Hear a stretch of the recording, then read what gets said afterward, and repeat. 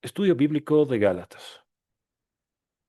En este estudio, que es superficial, un poco rápido, solamente te voy a dar el contexto de los sucesos que acontecieron en toda esta epístola de Pablo hacia las iglesias de los Gálatas. Primeramente vamos a ver un poquito de la historia de esta iglesia, la razón por la cual Pablo envió la carta y al final bueno, voy a hacer tres videos y cada video va a estar compuesto de dos capítulos para que lo veas con todo el tiempo. Y al final de cada video vas a tener una evaluación de unas cuantas preguntas para repasar lo que es Gálatas. Entonces, el contexto histórico. Se cree que Gálatas fue escrito en el 50, año 50 después de Cristo. Acá Pablo había visitado Galacia en su primer viaje misionero, estableciendo allí una iglesia. O sea, en su primer viaje misionero fue a varias ciudades, entre ellas Galacia, y ahí creó una iglesia. Unos años más tarde se enteró que los judaizantes se habían infiltrado en la iglesia de Galacia. Los creyentes eran engañados, alejándose del verdadero cristianismo y aceptando ritos y ceremonias judías. Pablo se dio cuenta de que existía una crisis seria en esa iglesia. Pablo reafirma de nuevo la doctrina de la justificación por la fe. Es interesante porque los judíos estaban en todo lado, incluso en Roma y en muchas de las ciudades donde estaba Pablo. Y a lo largo de su ministerio, estos judíos pues persiguieron a Pablo, evitaron que vaya a ciertas ciudades y ya lo conocían. Así que a veces cuando volvía a ciertas ciudades ya le tenían preparada alguna trampa, digamos, para buscarle, matarle o buscarle y apresarle. Pero la cosa es que en su primer viaje misionero, Pablo creó Galacia, una iglesia en Galacia. Años después ya hubieron varias iglesias, la iglesia creció, pero Pablo se entera de que hay gente infiltrada, que les está haciendo hacer a los gentiles, o sea, a los gentiles cualquier persona que no es judía, principalmente extranjeros, ¿no? Nosotros somos gentiles. Y Pablo ahí le dice, bueno, vio que los judíos estaban haciendo, obligando a los gentiles a hacer aplicar doctrinas de la ley judía, lo cual no era lo correcto. Por ejemplo, les hacían circuncidarse, les hacían vestirse de cierta forma, ponerse su traje típico de los judíos, porque eso igual es parte de la ley, está instruido, si no me equivoco. Y otro tipo de cosas, ¿no? Respetar el sábado, las fiestas, sí o sí. Y ese no era el principal propósito de lo que es la doctrina de Cristo.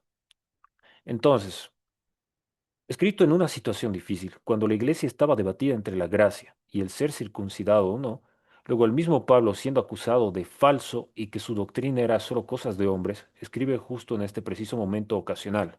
De aquí vamos a iniciar el primer versículo, primer capítulo, perdón. La salutación es algo rápido. Entonces, Pablo, apóstol, no de hombres ni por hombres, sino por Jesucristo y por Dios el Padre que lo resucitó de los muertos, y todos los hermanos que están conmigo, a las iglesias de Galacia. Gracia y paz sean a vosotros, de Dios el Padre y de nuestro Señor Jesucristo, el cual se dio a sí mismo por nuestros pecados para librarnos del presente siglo malo, conforme a la voluntad de nuestro Dios y Padre, a quien sea la gloria por los siglos de los siglos. Amén. Y aquí algo interesante es que ya está enfatizando que su doctrina o que es apóstol, o sea, que es un apóstol enviado, no fue enviado por una persona, sino que fue enviado por Jesucristo y por Dios el Padre que lo resucitó de los muertos. Porque ya le habían acusado de de enseñar doctrinas de hombres en la misma iglesia que él había fundado. Ahora el 6 dice, no hay otro evangelio. Estoy maravillado de que tan pronto os hayáis alejado del que os llamó por la gracia de Cristo, para seguir un evangelio diferente. Te dice que estoy muy sorprendido de que tan rápido se han desviado del camino. Y no es que hay otro evangelio, sino que hay algunos que os perturban y quieren pervertir el evangelio de Cristo. Pervertir significa volcar, trastornar, eh, volver algo en otra cosa muy diferente, ¿no? Mas si aún vosotros, no, dice, mas si aún nosotros o un ángel del cielo os anunciare otro evangelio diferente del que os hemos anunciado, sea anatema. Y esto es interesante porque dice, incluso si yo, Pablo, después fuere a Galacia y les enseño un evangelio diferente, o incluso un ángel que viene del cielo, esto es anatema, esto es maldición. Y Pablo esta parte la enfatiza muy bien, porque en el 9 vuelve a repetir y dice, como antes hemos dicho, también ahora lo repito, si alguno os predica diferente el evangelio del que habéis recibido, sea anatema. Lo dijo dos veces. Pues, ¿busco ahora el favor de los hombres o el de Dios? ¿O trato de agradar a los hombres? Pues si todavía agradara a los hombres, no sería siervo de Cristo. El ministerio de Pablo. Mas os hago saber, hermanos, que el evangelio anunciado por mí no es según hombre, pues ni yo lo recibí ni lo aprendí de hombre alguno, sino por revelación de Jesucristo. Porque ya habéis oído acerca de mi conducta en otro tiempo en el judaísmo, que perseguía de sobremanera la iglesia de Dios y la asolaba, y en el judaísmo aventajaba a muchos de mis contemporáneos en mi nación, siendo mucho más celoso de las tradiciones de mis padres. Acá Pablo fue instruido desde muy pequeño, me imagino. No me acuerdo si dice desde pequeño, pero estaba siendo instruido por un doctor de la ley muy respetado y famoso llamado Gamaliel. O sea, el entorno de Pablo desde muy joven fueron estas personas que despreciaban, los mismos que mataron a Jesús, los mismos que querían borrar todo lo que era a los cristianos. Y Pablo se juntaba con todo ese tipo de personas e incluso participó en muchas persecuciones a los cristianos, tanto así que era famoso en el mundo de los cristianos por perseguirlos. Y en Hechos explica cómo los capturaba y los obligaba bajo torturas a renunciar a la fe en Jesucristo y hacía otro tipo de cosas peores. Pablo fue una de las personas que votaron a favor del asesinato de Esteban y Pablo estaba ahí cuando mataron a Esteban, el primer mártir. Entonces era famoso en el mundo cristiano.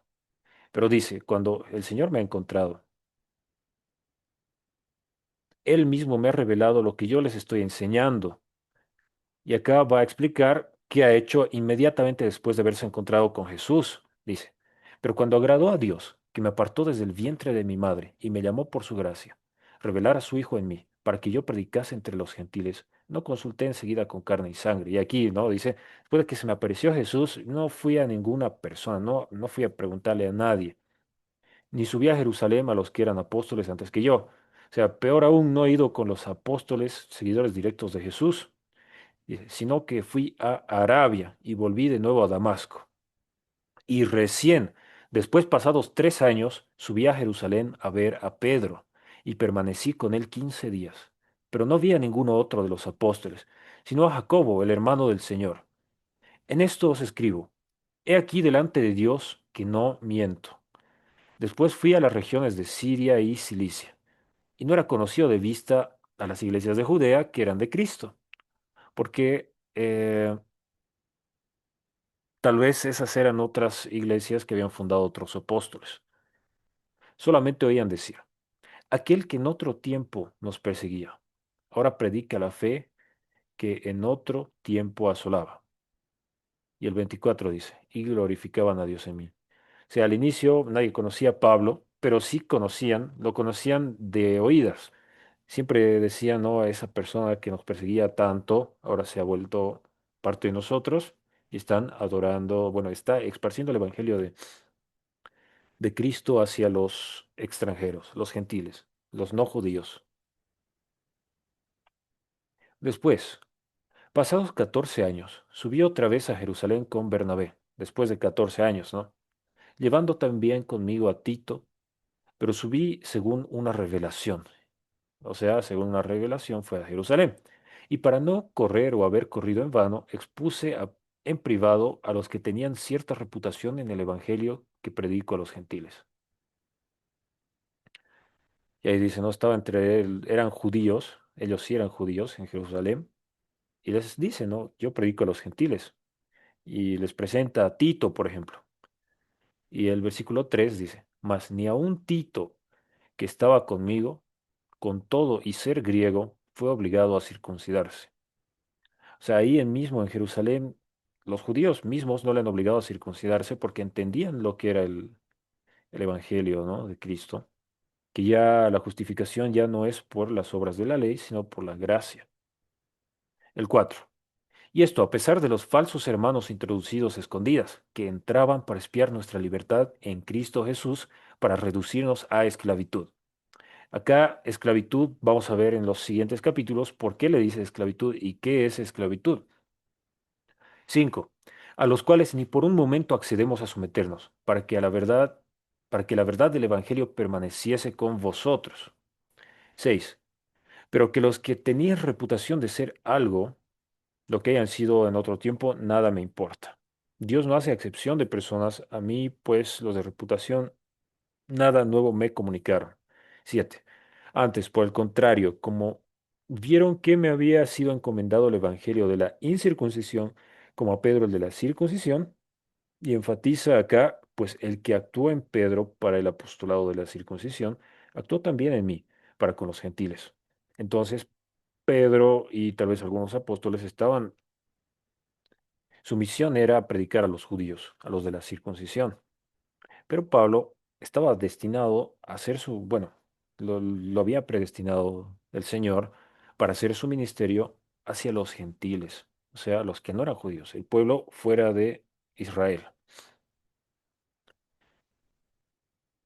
Y reconociendo, 9, y reconociendo la gracia que me había sido dada, Jacobo, Cefas y Juan, que eran considerados como columnas, o sea, columnas del cristianismo, los primeros cristianos, nos dieron a mí y a Bernabé la diestra en señal de compañerismo. O sea, les dieron su bendición, les dieron la mano y les dijeron, está bien, vayan a predicar el evangelio a las otras naciones.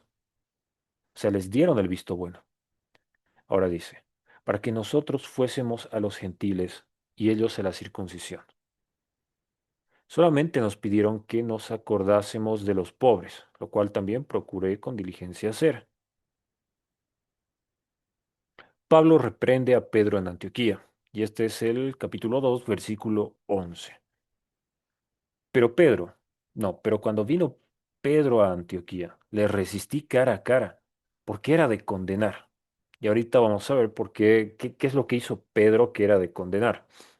Pues antes que viniesen algunos de parte de Jacobo, comía con los gentiles. Pero después de que vinieron se retraía y se apartaba, porque tenía miedo de los de la circuncisión. O sea, le daba vergüenza que los judíos lo vieran comiendo con los otros gentiles.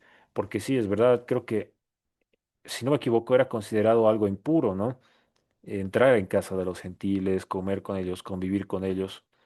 Entonces le daba vergüenza a Pedro. Y en su simulación participaban también los otros judíos, de tal manera que aún Bernabé fue también arrastrado por la hipocresía de ellos. O sea, incluso Bernabé hacía lo mismo. Pero cuando vi que no andaban rectamente conforme a la verdad del Evangelio, dije a Pedro delante de todos. Y aquí uno se imaginaría, ¿no? Que Pablo, siendo perseguidor de los cristianos, siendo perseguidor de Cristo, habiendo vivido con gente que odiaba a Jesús, que habían sido partícipes de la muerte y crucifixión de Jesús, pues era de esperarse que él no le guste estar con gentiles, que él tuviera esas acciones con los gentiles. Pero más bien Pablo los abrazaba, abrazaba a los gentiles, o sea, convivía con los gentiles, y ese era su ministerio también. Pero Pedro, quien había vivido con Jesús varios años, quien había visto cómo Jesús trataba a muchas personas que no eran judías, venía y hacía este tipo de cosas, ¿no? Despreciando a los que eran gentiles. Y Pablo al ver esto se enojó, ¿no? Le dice, y aquí está, estamos en el 14, ¿no? Si tú siendo judío vives como los gentiles y no como judío, ¿por qué obligas a los gentiles a judaizar? Y tú le dices, Pedro, mira, tú eres judío, pero por toda la enseñanza del Señor Jesucristo vives como gentil. O sea, ya no estás obligado a seguir las obras de la ley, ¿no?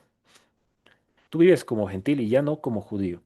¿Y por qué a los gentiles que tienen otras culturas, otras costumbres, que tienen, o sea, no tienen nada que ver con la ley de Moisés, los estás obligando a judaizar, a hacer esas costumbres?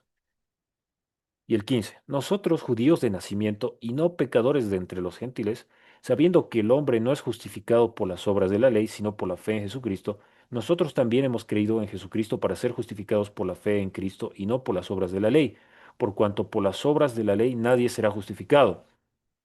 Y las obras de la ley, casi siempre, muchas de esas, eran cosas físicas que tú podías palpar y ver que se estaban haciendo. O sea, algo que alguien podía atestiguar que estabas haciendo, pero de forma muy sencilla. Entonces, ahí vemos que cuando llegó Cristo, ya no tenías la necesidad de hacer estos actos. O sea, la ley ritual, por lo menos la ley ritual ya fue abolida. Obviamente tú sí tienes que seguir obedeciendo, ¿no? Al no matarás, no robarás. Es la ley moral que esa sí está vigente para nosotros los cristianos. Y obviamente se resume a dos mandamientos que Jesús los dice y lo podemos ver en otro lugar, en otro video. Y sabemos, ¿no? Que nadie ya se salva por las obras de la ley, sino por la fe en Jesús. O sea, por el nuevo evangelio, por el nuevo pacto. Y 17. Y si buscando ser justificados en Cristo, también nosotros somos hallados pecadores, ¿es por eso Cristo ministro de pecado? En ninguna manera, porque si las cosas que destruí, las mismas vuelvo a edificar, transgresor me hago. O sea, todas esas creencias que ya no estás practicando, les dice, como judío, si las estás volviendo a edificar, te haces transgresor, estás pecando. Porque yo por la ley soy muerto para la ley, a fin de vivir para Dios. Y con Cristo estoy juntamente crucificado. Y ya no vivo yo, mas vive Cristo en mí. Y lo que ahora vivo en la carne, lo vivo en la fe del Hijo de Dios, el cual me amó y se entregó a sí mismo por mí. No por desecho no desecho la gracia de Dios, dice el 21, pues si por la ley fuese la justicia, entonces por demás murió Cristo. Y ahí le dice, a ver, si la justificación es por la ley, para en vano ha muerto Jesús, o sea, no ha cambiado nada. No deseches la gracia de Dios, le dice.